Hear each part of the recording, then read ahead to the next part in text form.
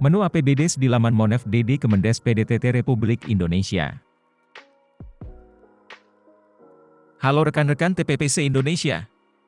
Semoga kita semua masih diberikan kesehatan, kesempatan untuk melaksanakan tugas dan fungsi kita sebagai TPP. Baik, pada video saya kali ini, saya berbagi informasi khususnya kepada rekan-rekan TPP, terkait dengan menu APBDes dalam Monef DD. Jadi rekan-rekan TPP wajib mengetahui mengenai Monef DD ini. Sehingga proses update data ataupun pengadministrasian kegiatan dana desa, berjalan dengan baik pada monitoring evaluasi dana desa ini. Seperti kita ketahui pada Monef DD terdapat beberapa menu yaitu, yang berkaitan dengan penyaluran dana desa, kemudian penyaluran BLT DD, BNBA BLT DD, COVID-19, juga berkaitan dengan data padat karya tunai desa, PKTD. Nah, pada kesempatan ini dalam Monef DD, ada menu terbaru yaitu, yang berkaitan dengan APBDes. Perlu kita mengetahui dan mencermati data, untuk melakukan proses inputan data yang benar, pada menu APBDes dalam Monef DD ini. Untuk lebih jelasnya, mari kita simak pada video berikut, yaitu pada program Sarapan SDGs Desa episode 353, di channel YouTube SDGs Desa dan TV Desa, pada Senin tanggal 6 Juni tahun 2022. Assalamualaikum warahmatullahi wabarakatuh. Selamat pagi, salam sejahtera untuk kita semua. Terima kasih kesempatannya, Gus Koco. Yang saya hormati Bapak Ibu semuanya. Pada kesempatan kali ini, saya akan menjelaskan mengenai menu APBDes. Nah, untuk mempersingkat waktu, saya coba demokan langsung untuk proses input datanya.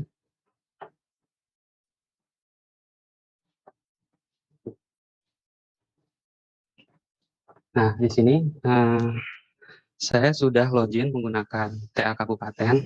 Jadi untuk contoh di sini saya mempermudah menggunakan TA Kabupaten karena untuk proses verifikasinya bisa langsung dilakukan. Jadi perbedaan antara menu PD dan PLD itu ada di verifikasi dan penguncian data APBDes.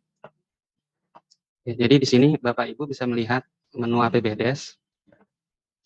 Nah, di sini ada 3 tab. Jadi ada rekapitulasi data yang sudah diverifikasi akan tampil di sini. Selanjutnya ada tab menu progres. Nah, untuk menu progres di sini adalah progres inputan yang telah diinput oleh masing-masing desa. Terus selanjutnya seperti biasa di sini Bapak Ibu sudah familiar ya dengan menu verifikasi, yaitu untuk memverifikasi data. Oke, nah untuk rekapitulasi di sini kita bisa mendapatkan data yaitu pendapatan desa, belanja, dan pembiayaan. Nah ini sesuai dengan struktur APBDes, yaitu ada 3, pendapatan, belanja, dan pembiayaan. Nah, untuk pendapatan sendiri, sumber dananya terdiri dari 7, yaitu PAD, DDS, PBH, ADD, PBP, PBK, dan DRL. Nah, untuk APBDes ini, Bapak Ibu dapat melihat di lampiran Permendagri nomor 20 tahun 2018. Nah, jadi ada kode rekening di sini, ada 2, yaitu kode rekening bidang, subbidang kegiatan, dan selanjutnya adalah kode rekening pendapatan, belanja, dan pembiayaan. Nah, sebelum sampai input ke APBDes, di sini saya coba jelaskan satu persatu kolomnya. Nah, untuk belanja, itu kita akan merecord 5 bidang. Penyelenggaraan pemerintahan desa, pelaksanaan pembangunan desa, pembinaan kemasyarakatan, pemberdayaan masyarakat, penanggulangan bencana, keadaan darurat, dan mendesak. Nah, data yang tampil di sini adalah data dari sumber dana DDS dan SDD. SDD yaitu Silva Dana Desa. Jadi nggak semua sumber dana yang akan tampil di belanja di sini. Jadi kita hanya butuh 2, yaitu DDS dan SDD. Nah, selanjutnya untuk pembiayaan di sini ada 2, yaitu penerimaan dan pengeluaran. Kalau kita lihat di lampiran Permendagri untuk pembiayaan di sini ada 2 kode rekening di sini, 2 digit, 61 untuk penerimaan pembiayaan, 62 untuk pengeluaran pembiayaan. Yaitu kalau penerimaan itu Silva, nah kalau pengeluaran itu pengeluaran lain-lainnya, penyataan modal, pengeluaran pembiayaan lainnya, pembentukan dana cadangan. Nah, selanjutnya adalah tagging dari jenis kegiatan. Nah, ini kembali lagi sama kita fokus pada DDS dan SDT. Jadi untuk jenis kegiatan Perpres 104 2021, Permendas 7 2021, dan SDGs, mendukung SDGs yaitu ada 18 ya. Nah, ini semuanya adalah tagging atau mapping dari sumber dana DTS dan SDD. Nah, selanjutnya yaitu untuk melakukan penginputan, Ibu Bapak dapat menuju ke menu progres. Nah, kalau kita sebagai TA kabupaten, di sini levelnya adalah kabupatennya dulu, lalu masuk ke level detailnya yaitu desa. Nah, untuk melakukan inputan di sini ada tombol aksi, yaitu kalau biasa kita sebut ini burger menu ya, ada 3 titik. Nah, di sini Bapak Ibu tinggal klik APBDes awal. Jadi kalau selama datanya belum terinput, menu yang lainnya akan terdisable. Jadi kita fokus untuk menginput mulai dari APBDes awal dulu. Nah, untuk melakukan input APBDes, Bapak Ibu bisa melakukan download pada contoh template di sini.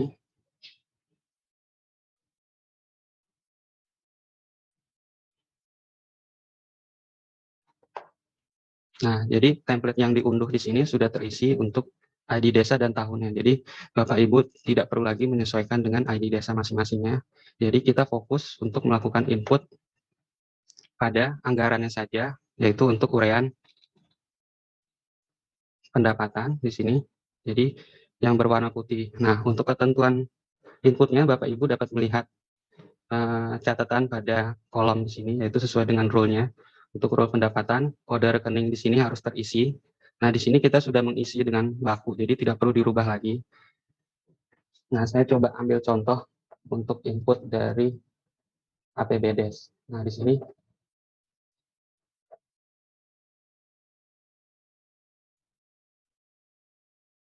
saya bagi 2 screen di sini. Nah, Bapak Ibu untuk mendapatkan format APBDes di sini bisa melakukan print melalui aplikasi Syskedes. Jadi untuk aplikasi Syskedes-nya, print to file-nya itu dengan format 1B atau 1C. Gitu. Nah, di sini contohnya adalah format di sini 1C ya. Nah, jadi di sini kami sudah coba melakukan proses pemindahan data. Nah, kenapa kita memindah ke format template Excel? Karena saat ini kita belum bisa integrasi dengan Syskedes. Jadi prosesnya manual kita pindahkan dari print to file di sini. Satu persatu datanya kita pindahkan ke format template dari Monev.dd. Nah, sebagai contoh di sini kami memindahkan mulai dari pendapatan desa, kita ambil di sini kode rekening yang awal 225 juta misalnya contohnya. Terus bagi hasil BUMDes-nya berapa? Di sini tinggal dipindahkan angkanya, terus dana desanya dan seterusnya. Jadi kalau misalnya di sini tidak ada bantuan keuangan provinsi, Bapak Ibu cukup mengisi angka 0 di sini. Kita tidak ada. Nah, selanjutnya adalah untuk pemindahan belanja. Nah, di sini lumayan banyak datanya. Jadi kemarin pengalaman kami untuk memindahkan dari APBDes dari Syskedes ini kurang lebih makan waktu 1 jam, 1 sampai 2 jam. Jadi memindahkan satu persatu data kegiatannya. Nah, sebagai contoh di sini, nah untuk belanja itu kita ambil kode rekening yang sebelah kiri, yaitu kode rekening 1 di sini. Dan untuk pendapatan dan pembiayaan yaitu kode rekening 2.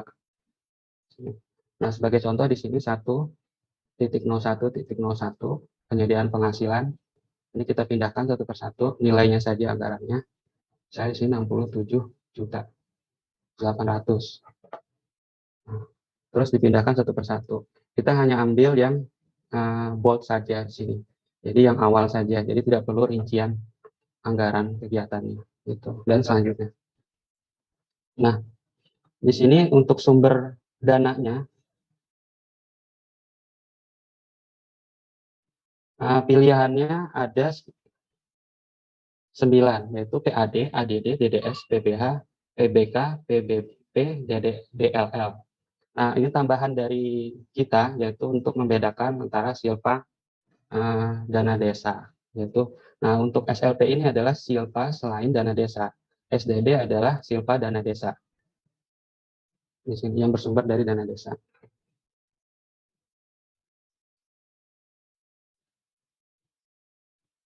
Nah, selanjutnya adalah pemindahan data untuk pembiayaan. Nah, di sini rumusnya sudah terisi. Jadi untuk sebagai koreksi, jadi ketika kita upload di Monex.id, kita harus cek apakah jumlah belanja, jumlah pembiayaan, dan lain-lainnya itu sesuai tidak dengan yang sudah kita upload di Excel. Di sini sudah kita berikan rumusannya.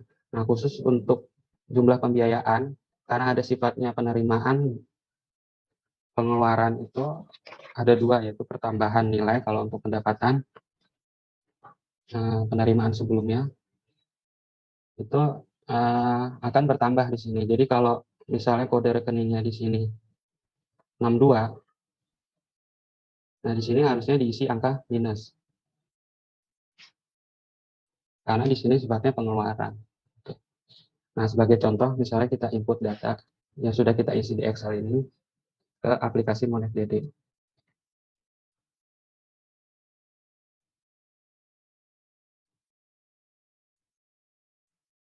Nah, di sini data sudah masuk, jadi Bapak Ibu tinggal cek untuk jumlahnya itu apakah sudah sesuai dengan yang terisi di Excel. Kalau misalnya di sini jumlah belanjanya Recording stopped. 2.661.855 Recording in progress. di sini. Nah, Bapak Ibu tinggal cek apakah sudah sesuai atau belum, dan pastikan untuk sisa lebih kurang pembiayaan itu 0. Gitu. Jadi tidak minus ataupun lebih di sini. Nah, selanjutnya sebelum melakukan submit,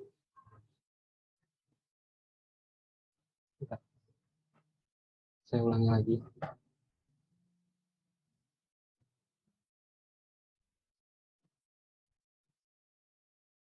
Nah, jadi sebelum melakukan submit, pastikan untuk menu yang ini, yang DDS, itu sudah dipilih untuk taggingnya. Jadi di sini yang tadi rekapitulasi ada tagging berdasarkan Satpras, Perpres, Permen Desa, dan mendukung SDGs keberapa.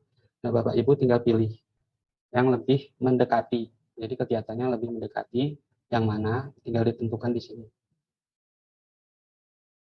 Nah, untuk SDGs sendiri Bapak Ibu tinggal memilih juga yang lebih dominan. Kegiatannya mendukung SDGs keberapa. Oke, nah selanjutnya untuk mempersingkat pengisian, saya coba ubah datanya.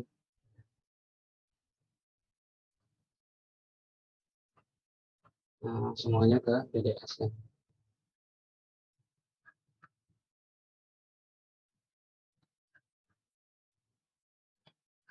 Recording stopped. Recording in progress. Nah, jadi taggingnya di sini kalau saya pilih hanya satu DDS, ini cuma pilihannya cuma satu yang kita pilih. Oke, selanjutnya adalah proses submit untuk verifikasi. Nah, setelah proses submit, untuk sebelum diverifikasi, data tidak akan tampil di sini. Jadi, yang tampil di menu progress maupun di rekapitulasi adalah data-data yang sudah diverifikasi. Sebagai contoh, saya melakukan verifikasi data di sini.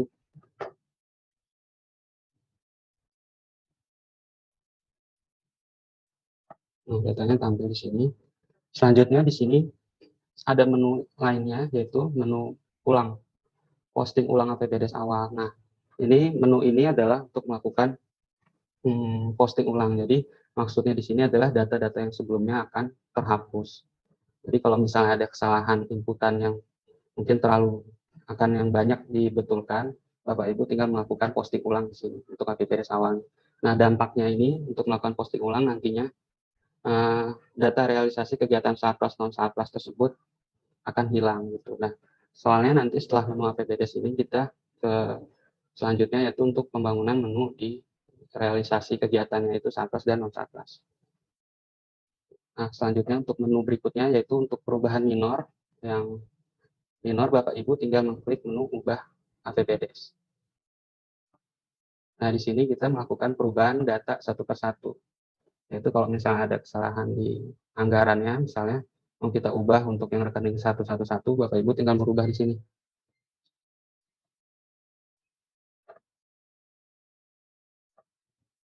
Jadi setiap perubahan anggaran ini akan terkalkulasi gitu. Jadi kalau tadi kita tambah 0,5 di sini, dia akan minus di sini. Nah, biar balance kita tambah 0,5 lagi di silpa tahun sebelumnya. Nah, setiap proses edit data ini akan melalui proses verifikasi juga. Jadi sama seperti kita upload awal APBDes, semua harus melalui proses verifikasi. Gitu. Nah, selanjutnya yaitu khusus untuk TA Kabupaten, ini bisa melakukan kunci posting APBDes. Jadi ketika TA Kabupaten melakukan kunci posting APBDes, maka PD dan PLD tidak dapat melakukan posting, mengubah ataupun melakukan posting ulang APBDes-nya di sini. Jadi kalau misalnya data sudah sesuai, TA Kabupaten dapat melakukan kunci posting APBDes. Nah, selanjutnya di sini adalah riwayat data. Nah, di sini kita dapat melihat riwayat data, yaitu posting awalnya kapan, datanya apa saja, terus proses editnya tadi, untuk perubahan datanya apa saja. Nah, di sini dapat dilihat di menu riwayat.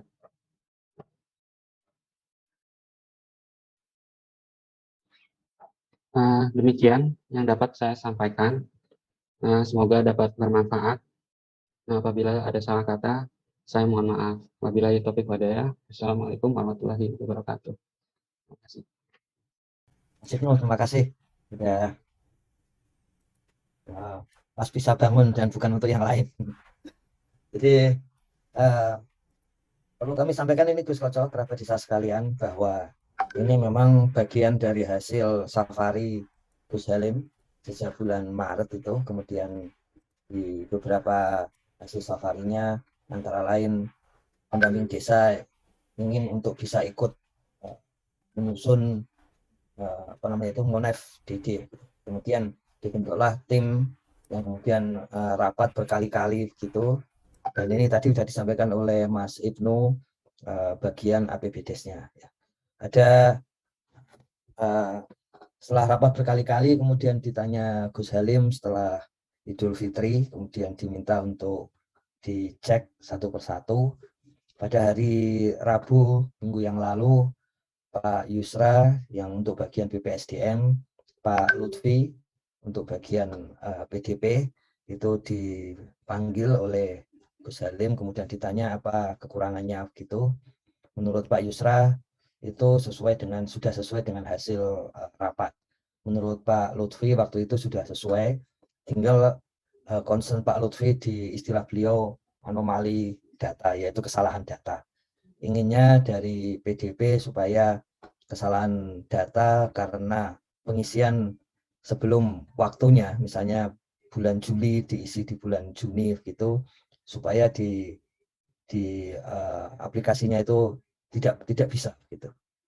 Tapi jawaban dari Gus Halim bahwa kalau yang seperti itu masalah SDM, jangan ditangani secara teknis, tapi justru itu kesempatan bagi mentor untuk berkomunikasi dengan menti dan kemudian untuk memperbaiki bersama gitu. Makanya diputuskan tidak perlu ada mekanisme teknis seperti itu.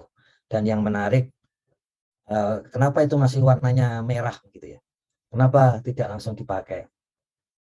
Karena sesuai kesepakatan rapat sebelumnya bahwa kalau belum ada oke dari PDP maupun dari BPSDM, maka ya itu belum dijalankan gitu. Kemudian Gus Halim menyampaikan, ya sudah kalau gitu ini instruksi menteri supaya langsung dijalankan pada hari ini juga 30 Mei 2022. Kemudian ditugaskan kepada PDP untuk menyampaikan pernyataan resmi gitu.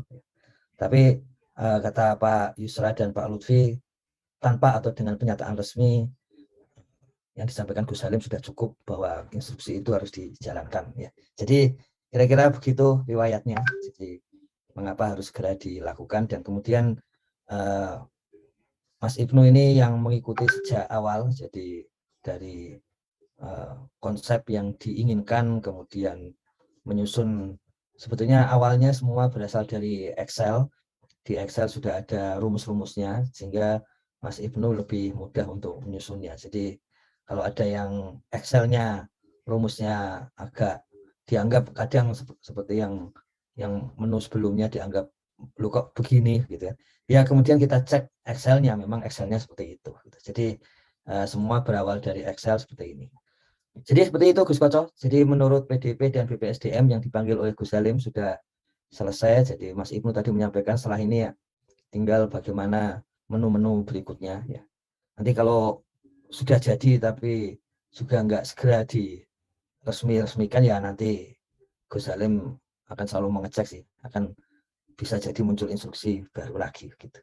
Gitu Gus Koco. Jadi saya kira yang berbagai pertanyaan yang muncul di WA Group dari kemarin itu sudah dijawab Mas Ibnu sebetulnya tadi. Jadi kalau sampai ada kesulitan itu jangan lupa dilihat langkahnya, kemudian apa yang kurang dan apa namanya semuanya masih mungkin untuk diperbaiki kembali. Ini Mas Ibnu pesannya tetap bahwa pengisinya tetap harus PLD dan PD, jadi jangan lebih dari itu.